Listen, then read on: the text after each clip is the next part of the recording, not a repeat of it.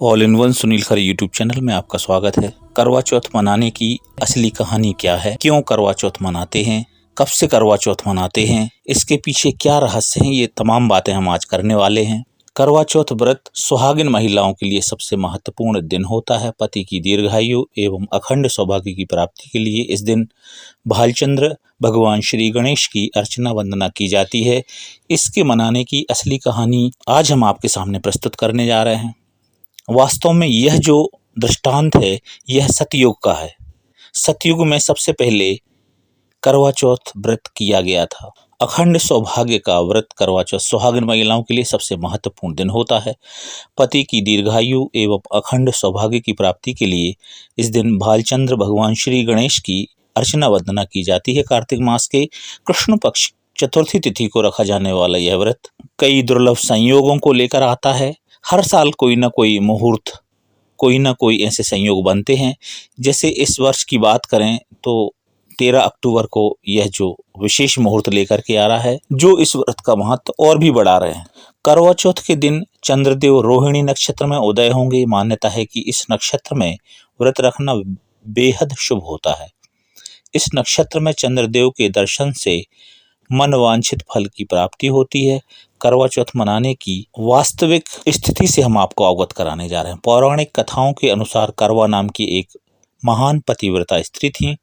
उनका पति एक दिन नदी में स्नान करने गया। नहाते समय एक मगरमच्छ ने उसका पैर पकड़ लिया। उसने अपनी पत्नी करवा को सहायता के लिए बुलाया। करवा के सतीत्व में काफी बल था।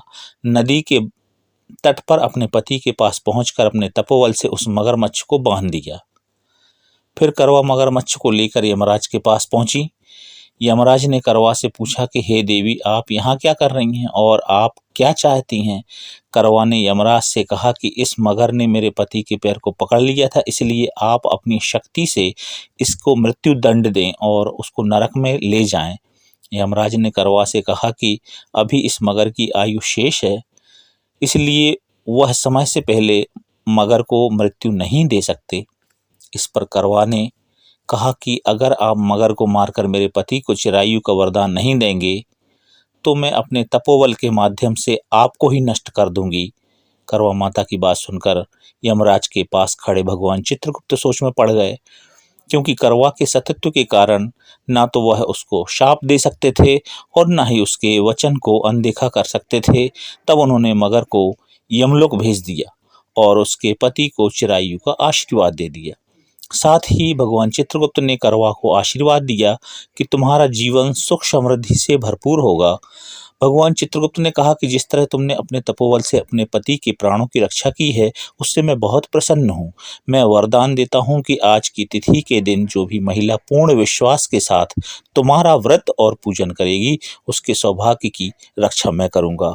अर्थात करवा माता की पूजा जब आप करते हैं तो भगवान चित्रगुप्त की कृपा स्वयं ही मिल जाती है। उस दिन कार्तिक मास की चतुर्थी होने के कारण करवा और चौथ मिलने से इसका नाम करवा चौथ पड़ा। इस तरह माँ करवा पहली महिला हैं जिन्होंने सुहाग की रक्षा के लिए न केवल व्रत किया बल्कि करवा चौथ की शुरुआत भी की। इसके बाद भगवान श्री कृष्ण ने द्वापर युग में द्रौपदी के लिए आदिष्ट किया। द्रौपदी के लिए यह दुर्लभ व्रत बताया है, जिसका उल्लेख वाराह पुराण में मिलता है। क्या है करवा चौथ की व्रत विधि, इस बारे में भी जान लें। प्रातः स्नान करके अपने सुहाग के रक्षार्थ लंबी आयु, आरोग्य, सौभाग्य का संकल्प लेकर दिन भर निराहार रहें। करवा चौथ का व्रत करने के बाद शाम को पूजा करते समय माता करवा चौथ कथा पढ़नी चाहिए।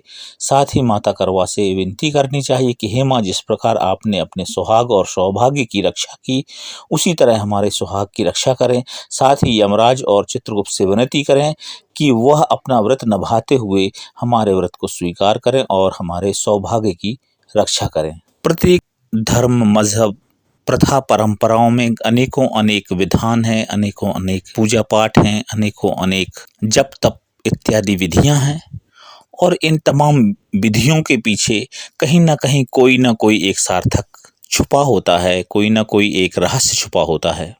वस्तुतः आज करवा चौथ की हम बात करें तो सतयुग से प्रारंभ होने वाला यह करवा चौथ व्रत जो है पूरे एक युग में नहीं हुआ, यानी त्रेता युग में नहीं हुआ। उसके बाद द्वापर युग में भगवान कृष्ण के आदेश से ये फिर प्रारंभ हुआ, और इसके बाद फिर अभी कलयुग की बात करें तो इस समय कलयुग में इस व्रत की जो भरमार है, इस व्रत का जो क्रेज है वो बहुत आगे है। मैं किसी प्रथा रूढ़ी का विरोध नहीं करता, बल्कि मैं इतना अवश्य कहना चाहूँगा कि किसी भी व्रत के, किसी भी पूजा कर्म के, किसी भी अनुष्ठान के करने से पहले आपके अंदर इंसानियत होना जरूरी है, क्योंकि इंसानियत से बड़ा कोई धर्म नहीं होता। आपके जो पौराणिक धर्म हैं वह बहुत पीछे हो जाते हैं। फिर हमें देखने को मिलता है कि वर्तमान में जिस तरह से महिलाओं के हों, पुरुषों के हों, धर्मांधता के चलते जिस तरह से, रूढ़िवादिता के चलते जिस तरह से आंदोलित होकर अनुष्ठानों को किया जाता है और उसमें दूसरों की भावनाओं को ठेस पहुंचाई जाती है, दूसरों के सम्मान को ठेस पहुंचाई जाती है, तो इस तरह से ये व्रतों का स्वरूप बदल रहा है। समाज में विघटनकारी स्थितियां बन रही हैं। बेटियां नवविवाहित होती हैं, रखती हैं, पर उसमें कई बार पारंपरिक विवाद होते हैं। ससुराल वाले कहते हैं कि ये वधू का जो ड्रेस कोड है वो मायके वाले देंगे, मायके वाले कहते हैं कि जो वधू आपकी हो गई मेरी बेटी, तो आपको सारा जो है उसको सामान देना है। तो ये उसमें जो है लोगों की जो है खींचातानी होती है। तो ये मैंने कई कुरीतियां देखी हैं, जिसकी वजह से समाज में संगठन की बजाय विघटन की स्थितियां बनी हुई हैं। अच्छा है विधि विधान से आप व्रत करते हैं, पर एक बेटी के लिए करवा चौथ रखने से पहले उसे अपनी बुद्धि को नेक रखना होगा। उसके अंदर सत्य, धर्म, पवित्रता आदि स्पष्ट रूप से होना चाहिए। कोई पत्नी अपने पति के हृदय से प्रीति करे, अगर उसकी लंबी उम्र चाहती है तो उसके मन को शांत रखे। वो अपने ड्रेस कोड के लिए, अपने श्रृंगार के लिए पति से लड़ती हैं, व्रत करती हैं। यहाँ कैसे पति की आयु सुरक्षित हो रही है?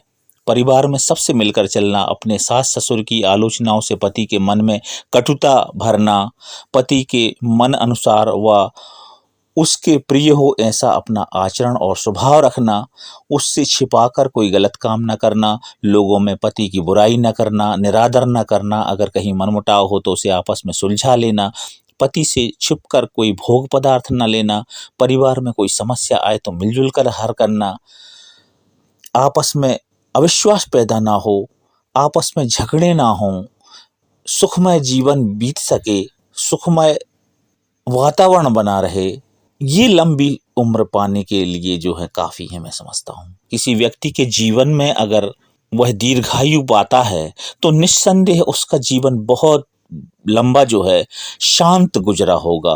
अगर उसके अंदर भ्रांतियाँ, उसके अंदर अशांतियाँ रही होंगी तो निश्चित तौर पर उसकी जीवन लीला छोटी हो जाती है। लोग या तो बेमौत मरते हैं या फिर स्वयं की भी मौत मरते हैं, पर जल्दी मर जाते हैं। अभी भी मैंने हजारों लाखों लोग ऐसे देखे हैं जिनकी पत्नियां करवा व्रत कर रही थी पर विधवा हैं। मैं समझता हूं कि एक नारी के जीवन में शांति और ममता ही उसकी तपस्या का सबसे बड़ा प्रमाण है। और इसके बाद जब आप विवाहित जीवन में प्रवेश करते हैं तो इसके बाद सबसे बड़ा जो पति के लिए, पति के परिवार के लिए या स्वयं के परिवार की बात करें तो उसमें समर्पण और प्रेम की सर्वाधिक आवश्यकता होती है। इसके अलावा और अन्य आडंबरों की ज़रूरत नहीं है। तो इस तरह से कहने का आशय ये है कि लोग भेड़ चाल चलते हैं, पाखंड में चल रहे हैं और अपना जीवन अस्त व्यस्त बनाते जा रहे हैं। कई ऐसे परिवार हैं जो अनुष्ठानों को कर रहे हैं पर उनमें उलझे हुए और सामाजिक अशांति फैला रहे हैं। ये विचारणीय है। संपूर्ण विश्व की सुहागिन महिलाओं के लिए करवा चौथ की हार्दिक शुभकामनाएं और मेरा यहाँ पे दिल से आशीर्वाद है कि विश्व की सभी महिलाएं सुहागिन रहें, सदैव सुहागिन रहें।